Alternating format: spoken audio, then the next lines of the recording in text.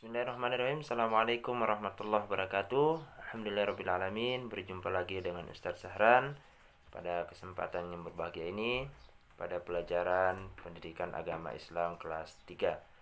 Namun sebelum kita lanjutkan, alangkah baiknya jika kita terlebih dahulu berdoa bersama-sama. Kita awali pelajaran kita dengan membaca basmalah. Bismillahirrahmanirrahim. Baik, seperti biasa, sebelum kita mulai, pertanyaan pertama, Ananda bagaimana dengan sholat subuhnya? Mudah-mudahan Ananda semua sholat subuhnya istiqomah dan tidak terpotong-potong. Lalu, begitu juga dengan mengajinya Ananda, mudah-mudahan semua setiap hari membuka Al-Quran, baik itu juz ammah, Iqra, ummi maupun tilawati sesuai yang kita pelajari di sekolah.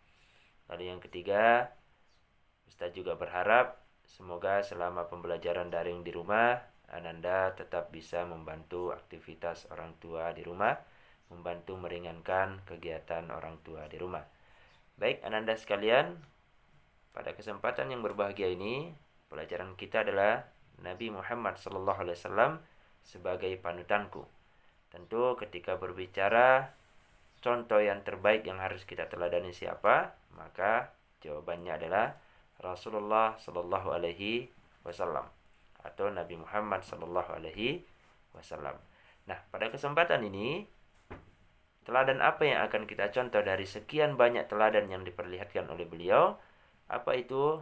Fokus kita hari ini adalah tentang percaya diri. Tentang apa Ananda sekalian? Percaya diri. Mudah-mudahan Ananda semua tetap percaya diri dan mengetahui bagaimana cara membangkitkan agar menjadi orang yang percaya diri. Nah, apa itu percaya diri Ananda sekalian? Percaya diri adalah percaya atau yakin akan kemampuan dirinya sendiri. Percaya bahwa dirinya mampu menyelesaikan setiap tugas yang diberikan kepadanya. Kira-kira bagaimana dengan Ananda? Percaya nggak dengan dirinya? Percaya tidak dengan kemampuan dirinya? Wah, saya bisa. Saya pasti bisa. Ada kalimat dalam bahasa Inggris yang Ustadz rekam dari salah satu film. I know that not easy, but I can do it. Saya tahu bahwa hal itu tidaklah mudah. Hal itu susah. Tetapi I can do it. Saya bisa. Kenapa muncul kalimat itu? Karena dia yakin bahwa saya bisa melakukan. Nah, sekarang kita belajar di rumah. Bagaimana dengan Ananda semua? Percaya diri apa tidak? Bahwa semua materi yang diajarkan lewat daring pasti bisa saya lalui. Insya Allah. Baik, Ananda sekalian, mudah-mudahan semuanya bisa mengikuti pembelajaran ini dengan keyakinan bahwa tugas yang diberikan, materi yang diberikan oleh Ustadz Ustazah bisa dilakukan, bisa dikerjakan dengan sebaik-baiknya. Itu arti percaya diri. Kalau ada yang percaya diri, berarti ada yang kebalikannya. Atau kita istilahkan dengan lawan dari percaya diri. Kira-kira apa ayo? Ada yang tahu? Baik, pintar Ananda sekalian. Percaya diri, lawannya adalah minder atau rendah diri.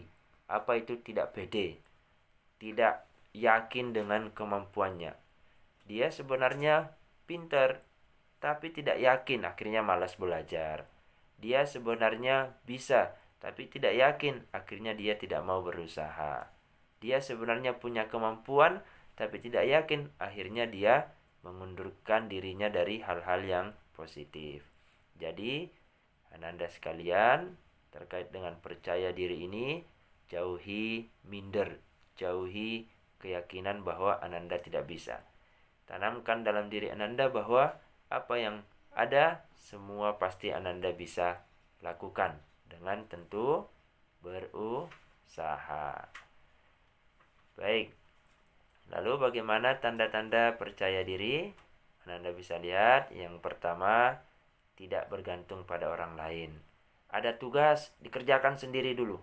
Berusaha sendiri dulu. Nanti kalau benar-benar sudah tidak mampu, baru mencoba meminta bantuan. Yang pertama adalah yakin dulu, saya pasti bisa. Lalu yang kedua, percaya bahwa dirinya mampu. Harus yakin bahwa saya bisa, saya punya kemampuan.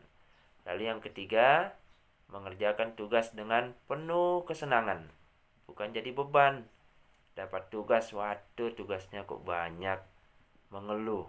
Jadi jadikan tugas itu sebagai sesuatu yang menyenangkan. Lalu yang keempat, jangan takut salah. Kalau salah itu adalah awal untuk perbaikan. Lalu yang kelima, percaya bahwa jika gagal pasti bisa, selanjutnya pasti bisa. Jika saya gagal sekarang, berikutnya pasti bisa. Lalu yang terakhir adalah selalu optimis. Optimis itu apa? Yakin. Nah, tapi ini slide-nya banyak yang rusak ini. Susunan kalimatnya, susunan kata-katanya. Baik, tidak apa-apa ya, diperhatikan saja. Jadi, tanda-tanda orang percaya diri itu, satu, dia punya keyakinan bahwa dia sanggup melaksanakan tugas yang diberi, sehingga tidak tergantung pada orang lain. Lalu yang kedua, percaya bahwa dirinya mampu. Yang ketiga, apapun tugas yang diberikan, selalu mengerjakan dengan senang hati. Dan tidak takut salah. Karena kalau takut salah, yang terjadi adalah tidak mau mengerjakan. Jadi biarkan dikerjakan saja. Nanti kalau salah, itu adalah bahan untuk memperbaiki diri.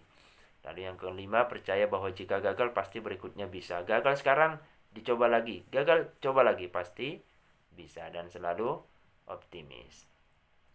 Lalu, apa manfaat percaya diri buat diri kita? Nah, yang pertama, dengan percaya diri, Ananda mampu menyelesaikan tugas dengan kemampuan sendiri. Tidak perlu menunggu orang tua, tidak perlu menunggu teman untuk membantu. Karena sudah yakin, maka akan berusaha semaksimal mungkin. Lalu yang kedua, selalu berpikir positif. Selalu berpikir positif. Apapun yang dikerjakan, pasti bisa. Lalu yang ketiga, tidak ragu-ragu saat melaksanakan tugas. Ya, lalu yang keempat, memiliki jiwa mandiri. Dan yang kelima, memiliki pendirian yang teguh dan tidak mudah terpengaruh. Nah, ini manfaat dari percaya diri. Mudah-mudahan Ustadz Sahran yakin murid-murid SD Muhammadiyah 1 Malang pasti punya kepercayaan diri karena sudah dilatih setiap hari. Nah, Ananda sekalian, itu sekilas tentang materi kita, singkat dan padat, mudah-mudahan mudah dimengerti oleh Ananda sekalian. Nah, sebelum kita akhiri, ada tugas dari Ustadz Sahran. Yang pertama, tuliskan contoh sikap percaya diri sebagai seorang pelajar. Ya, sebagai seorang pelajar, bukan secara umum. Nah, karena kita berada di lembaga sekolah, maka tugasnya bagaimana contoh orang yang percaya diri sebagai seorang siswa. Saya beri satu contoh saja, misal ketika disuruh maju ke papan tulis, berani ke depan. Nah, berani maju ke depan, itu satu contoh. Kalau orang yang minder atau sebaliknya, nah disuruh maju tidak berani, nunjuk temannya dan lain sebagainya, itu contoh. Nah, contohnya Ustadz Sahran ini jangan ditulis lagi, harus mencari contoh yang lain sebagai seorang pelajar. Baik, ini materi singkat kita. Mudah-mudahan ada hikmahnya dan nanti tugasnya dikirim lewat WA-nya Ustadz Sahran, ya. Bisa? Insya Allah semuanya bisa. Baik, Ananda sekalian, selamat belajar dan selamat beraktivitas. Mudah-mudahan aktivitasnya menjadikan kita aktivitas yang bermanfaat. Dan terima kasih. Ustadz Sahran akhiri. Assalamualaikum warahmatullahi wabarakatuh.